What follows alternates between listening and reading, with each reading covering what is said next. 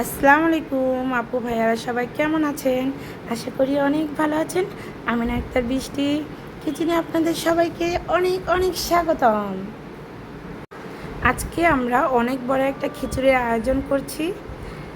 এই খিচুড়ির আয়োজনটা আমরা সবাই মিলে করছি। তো এটা শুধুই ছোট্ট বাচ্চা কাচ্চা বাচ্চাই হোক সবার জন্যই, যেটা বলে আল্লাহ রাস্তার খাওন, আমরা সবাই সেটারই আয়োজন করছি। খুবই আনন্দের সাথে সবাই মিলে আয়োজন করছি।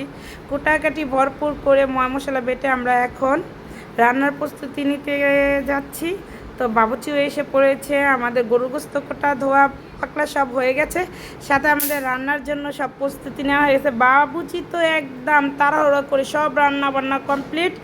এখন আমাদের রান্না বান্না চলছে, রান্না চলছে দেখতেছেন ভালো করে ময় মশলা বাবুচি তো কষায় নিচ্ছে। এখন মশলা ঠিকঠাক কষানো হয়ে গেছে, গরুর গোস্ত এখন দিয়ে দিবে।